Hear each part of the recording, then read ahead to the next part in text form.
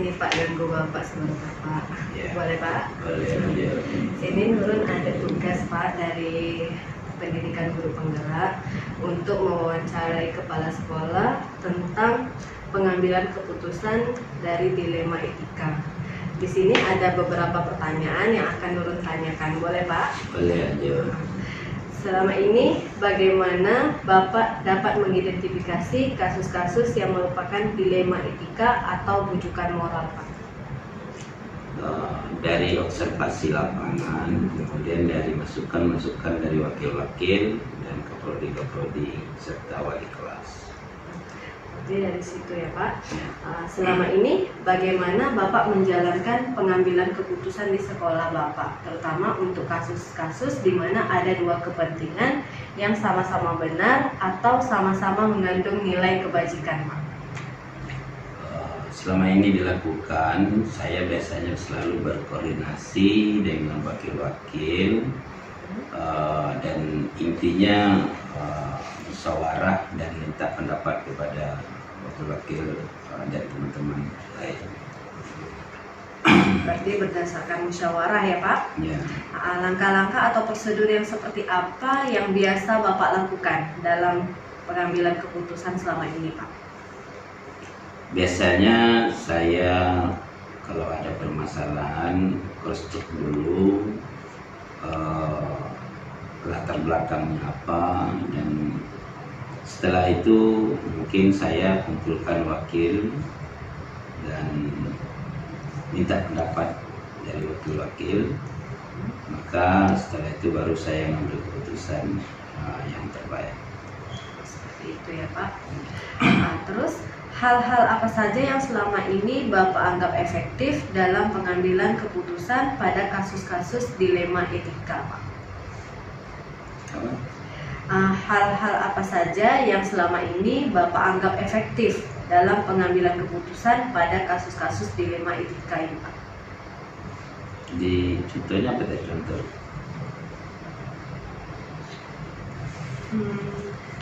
Contohnya seperti Bapak ngambil keputusan ini, apa yang solusi terbaik lah Pak?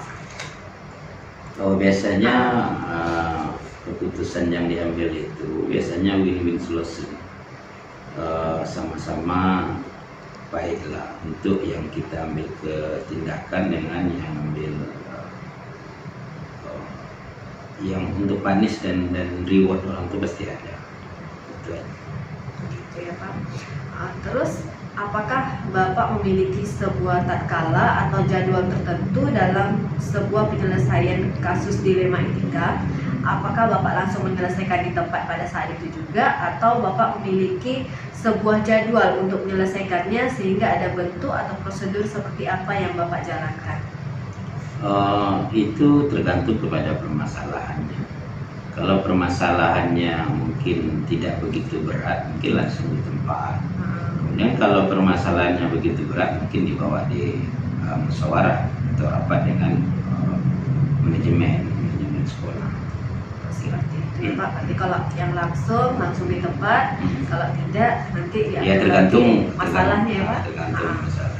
Terus Pak, adakah seseorang atau faktor-faktor apa yang selama ini mempermudah atau membantu Bapak dalam pengambilan keputusan dalam kasus dilema etika ini Pak? Kalau inti seseorangnya mungkin yang spesial tidak ada. Pada prinsipnya saya memberdayakan wakil-wakil saya dalam mengambil keputusan itu, dan juga mungkin yang wakil-wakil yang lebih berkompeten di bidangnya. Misalnya kalau masalahnya tentang sarana, mungkin wakil sarana. Kalau masalahnya dengan guru, mungkin wakil SDM. Kalau masalah dengan luar, itu mungkin wakil humas. Mungkin sesuai dengan konteks dari masalah itu sendiri. Nah, itu. Ya Pak, berarti kasusnya dengan orang tertentu ya Pak faktornya. Terus dari semua hal yang telah Bapak sampaikan tadi, pembelajaran apa yang dapat Bapak petik dari pengalaman Bapak dalam mengambil keputusan dilema etika ini Pak? Kalau pengalaman selama ini, biasanya kalau dari hasil musyawarah kita ambil keputusan, itu tidak merugikan salah satu pihak, dan kemudian tidak ada unsur emosional. Tapi kalau seandainya secara pribadi itu biasanya ada unsur emosional dan biasanya agak jauh dari keadilan. Kalau saya menilai begitu. Kalau dari musyawarah itu biasanya kan sudah mendekati keadilan walaupun tidak justru 100% adil gitu. Begitu ya Pak. Baik Pak, tadi kan sudah Bapak jelaskan semua kalau ambil keputusan itu dengan musyawarah. Terus yang mendukung Bapak faktor-faktor selama ini tergantung dari masalahnya, siapa yang bermasalah, berarti ketupoksi yang hampir mendekati ya Pak. Baik Pak, sampai di sini aja untuk wawancara hari ini. Semoga ke depan nanti Nurul mungkin berkesempatan untuk menjadi pemimpin, bisa mengambil keputusan dengan baik. Jadi hasil ini sebagai contoh motivasi Nurul ke depan Pak, sebagai untuk mengambil keputusan. Terima kasih ya Pak. Ya, mudah-mudahan bisa berhasil dalam pendidikan dan dapat mengaplikasikannya di pekerja, terutama mungkin di lingkungan kita dan di Indonesia. Ya. Terima kasih ya Pak. Assalamualaikum. Waalaikumsalam. Assalamualaikum Pak. Waalaikumsalam. Apa kabar Pak? Alhamdulillah sehat hari ini Bu. Saya Ya. izin nih Pak, ganggu Bapak sebentar Iya, ya Pak. tak apa-apa Bu. Silakan lanjut. Iya Pak, saya di sini ingin sedikit nih Pak mewawancarai Bapak itu tentang pengambilan keputusan Pak, sesuai dengan Pak paradigma 3 prinsip dan 9 langkah berdasarkan permasalahan yang Bapak alami selama Bapak menjadi pemimpin Pak. Boleh Ya. Pak? Boleh, silakan Bu. Yang pertama Pak, saya mau nanyakan nih Pak, selama Bapak menjabat sebagai kepala sekolah, apakah Bapak dapat mengidentifikasi kasus-kasus yang merupakan dilema etika atau rujukan moral Pak? Memang kasus-kasus yang terjadi di sekolah ini cukup banyak, namun ya, selama ini dalam pengambilan keputusan sejauh ini yang saya tidak melakukan identifikasi secara khusus Bu. Ya, namun saya akan mempelajari dan menyimpulkan kasus-kasus yang terjadi selama ini di sekolah. Kesimpulan tersebut akan digunakan sebagai bahan tindak lanjut dalam saya pengambilan keputusan, baik itu dilema etika maupun rujukan moral. Oh begitu ya Pak. Ya, seperti itu Bu, Jadi ya. selama ini bagaimana Bapak menjalankan pengambilan keputusan di sekolah Bapak, terutama untuk kasus-kasus di mana ada dua kepentingan yang sama-sama benar atau sama-sama mengandung nilai kebajikan? Dalam setiap kasus tentu dalam pengambilan keputusan dia berbeda-beda Bu ya. Dalam pengambilan keputusan di sekolah ini, maka terlebih dahulu saya melakukan koordinasi atau musyawarah kepada pihak-pihak terkait seperti guru, orang tua, atau pihak-pihak lain yang kita perlukan dalam menyelesaikan kasus tersebut. Seperti itu Bu. Seperti itu ya Pak. Iya betul. Jadi Pak, dalam penyelesaian masalah ini langkah-langkah atau prosedur yang seperti apa yang biasa Bapak lakukan selama ini? Dalam menyelesaikan masalah ini sebenarnya langkah-langkahnya tergantung masalah yang dihadapi Bu ya. Jadi sesuai dengan pertanyaan yang Ibu lakukan ya, masalah ini prosedur langkah yang pertama yaitu saya mengumpulkan segala informasi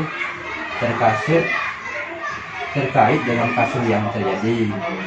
Yang kedua, kemudian saya tentu mencari solusi alternatif dari masalah yang dihadapi dengan melakukan musyawarah dengan pihak-pihak terkait seperti dengan orang tua, dengan guru-guru dan pihak-pihak terkait lainnya.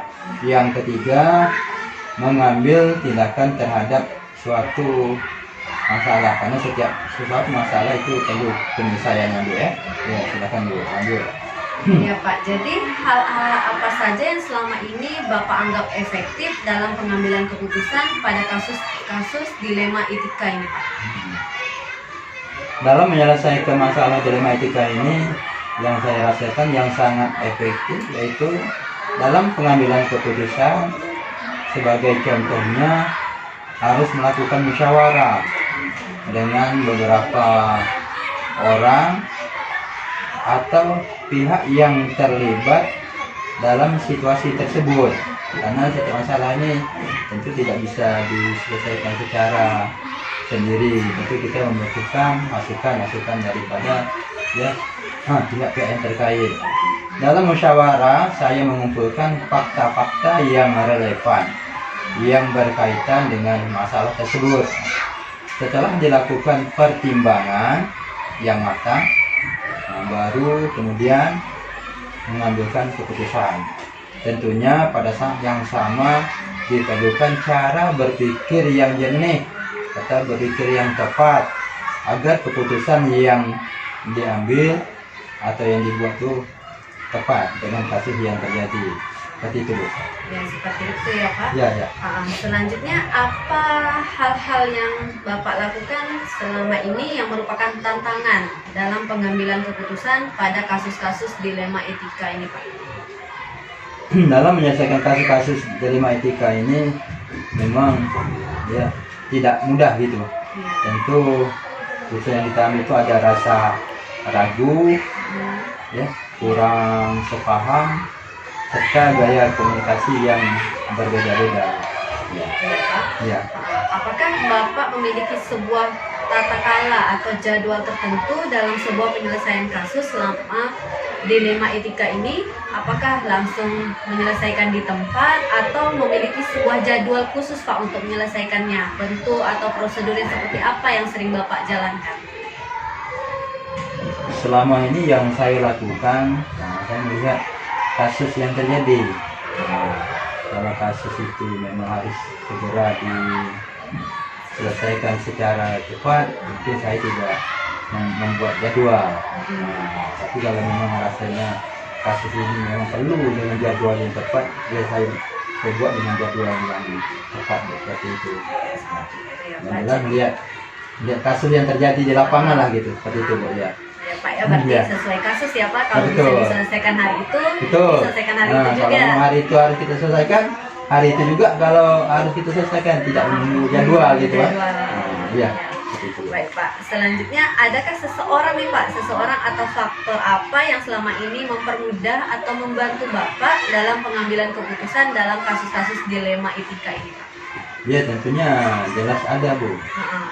Semua yang jelas kita melibatkan semua warga sekolah dan pihak-pihak tertentu. Kalau memang kasus itu memang harus diselesaikan saya sendiri, tapi kalau memang kasus ini memang harus terkait dengan pihak-pihak lain seperti guru, memang tidak kita bawa bersama gitu dalam menyelesaikan kasus tersebut.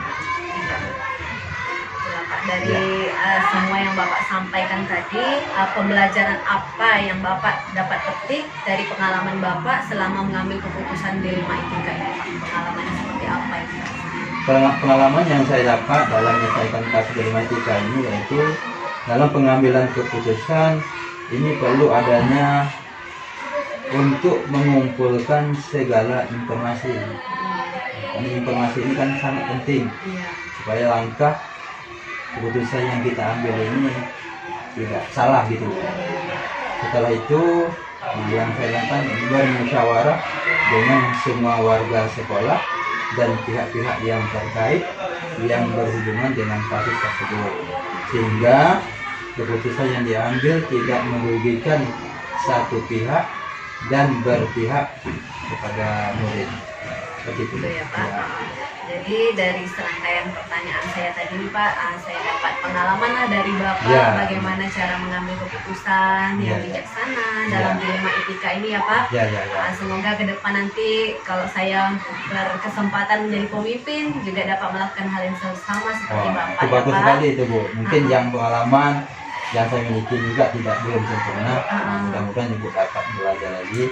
Mudah-mudahan kalau sudah pemimpin nanti kita dapat diterapkan seperti Nanti yang saya miliki ini sebagian kecil aja Bu ya. Iya Pak. Nah, Ibu tetap belajar terus ya.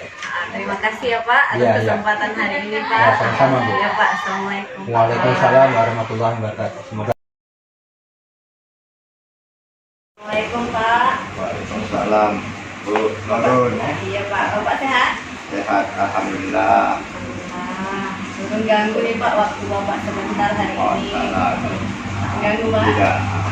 Nurun di sini Pak ada tugas dari pendidikan guru penggerak, itu tugas untuk mewawancari kepala sekolah tentang pengambilan keputusan Pak. Oh ya. Jadi di sini Nurun minta Dalam waktu keputusan Pak. keputusan apa tuh? Keputusan dalam suatu masalah Pak, Oh, baik salah. dilema etika maupun rujukan moral Pak. Oh, Allah. Jadi di sini Nurun akan bertanya nih Pak beberapa pertanyaan dengan Bapak Ya. sebagai masukan juga nanti untuk Boleh, ke boleh. depannya, Pak. Tak ada masalah. Mudah-mudahan Pak bisa jawab dengan baik lancar ya. Iya Pak, amin.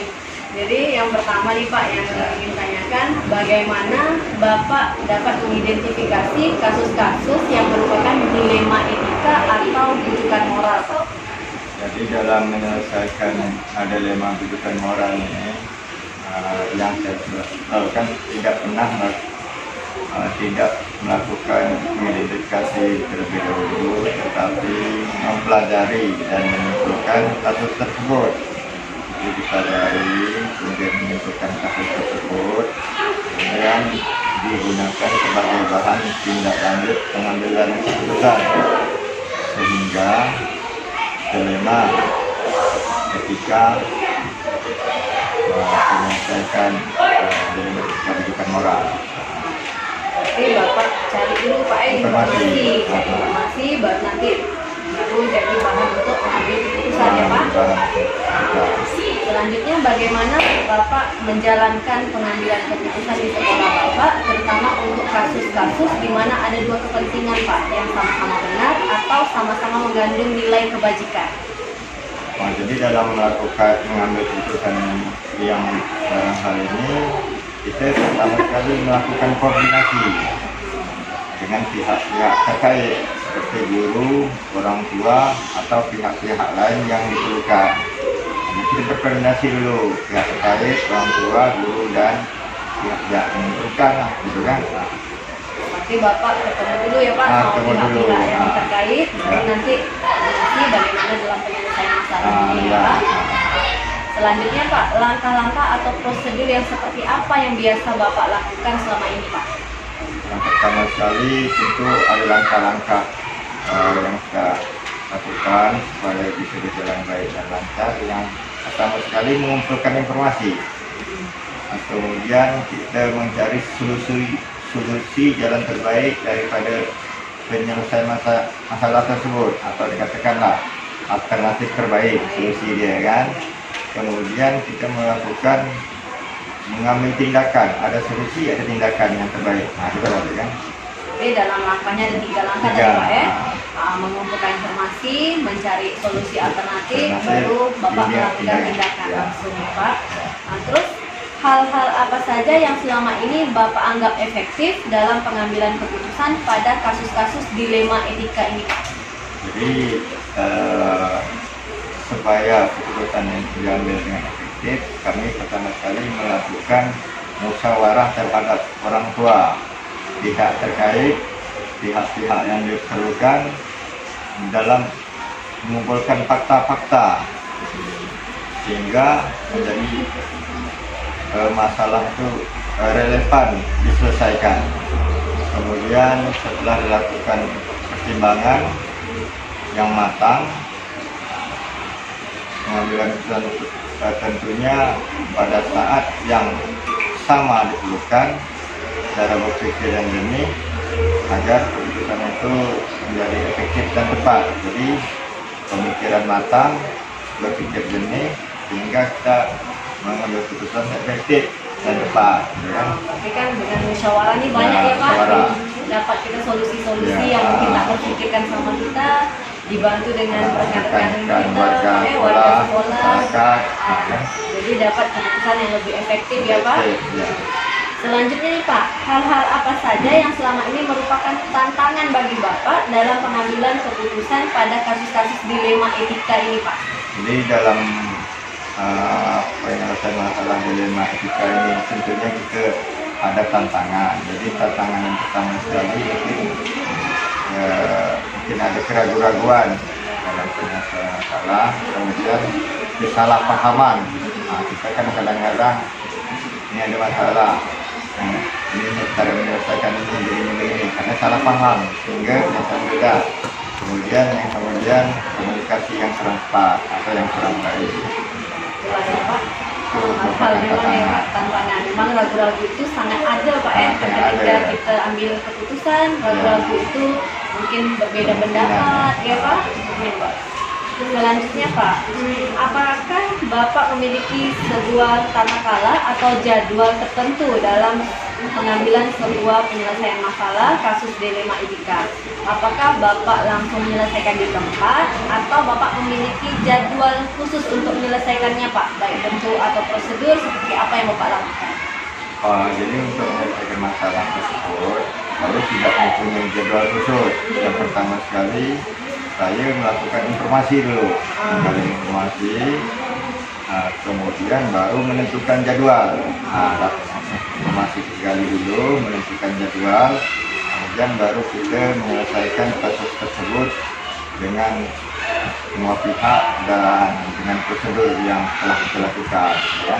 Jadi Bapak tidak selesaikan secara langsung, Tidak, tapi cari informasi dulu ya Pak. informasi dulu. Baru menjadwalkan. Baru melakukan yang prosedur yang ada lah, gitu kan? Begitu ya Pak. Selanjutnya nih Pak, adakah seseorang atau faktor-faktor yang selama ini mempermudah atau membantu Bapak dalam pengambilan keputusan dalam kasus-kasus dilema etika ini? Jadi dalam penyelesaian kasus dilema etika ini, itu tentunya dibantu oleh warga sekolah pertama sekali kan, warga sekolah, kemudian masyarakat, pihak-pihak terkait, warga sekolah yang menyangkut dengan masalah tersebut, hampirlah semua pihak yang dilibatkan. Ya. Jadi semakin banyak pihak, semakin banyak menampung inspirasi ya Pak dalam menyelesaikan masalah ya Pak. Menyelesaikan masalah dengan supaya mudah lah gitu kan, banyak membantu. Banyak yang bantu. Nah jadi Pak, dari semua hal yang telah Bapak sampaikan tadi ini, pembelajaran apa yang dapat Bapak petik dari pengalaman Bapak selama mengambil keputusan dilema etika ini Pak? Jadi dalam hal yang kita bisa ambil, pertama sekali setiap kita mau menyelesaikan masalah, kita mengambil informasi dulu, mencari informasi, kemudian baru kita lakukan musyawarah dengan pihak-pihak yang terkait, warga sekolah, masyarakat, dan pihak-pihak tertentu, sehingga keputusan yang diambil tidak merugikan pihak manapun.